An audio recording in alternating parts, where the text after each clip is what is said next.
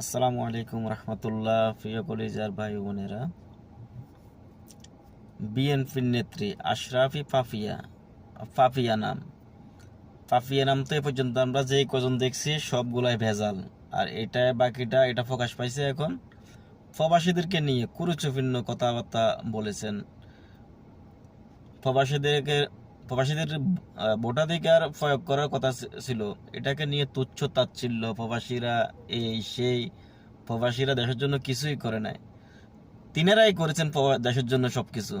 লুটপাট করেছেন, দুর্নীতি করেছেন, কিন্তু আমাদেরকে প্রবাসীদেরকে তুচ্ছতাচ্ছিল্য করার সাহস তাকে কে দিয়েছে? আমরা তার তীব্র নিন্দা জানাই।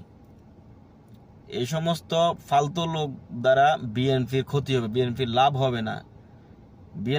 হবে না। আপনারা কিছু বলে যাবেন, আপনারা আওয়াজ তুলুন প্রবাসীরা। এই সমস্ত ফালতু লোক কিভাবে ক্যাবিনেটে আসে, কিভাবে বিএনপি দলের ভিতরে আসে, আমরা তার তীব্র নিন্দা জানাই। ওকে, ধন্যবাদ সবাইকে।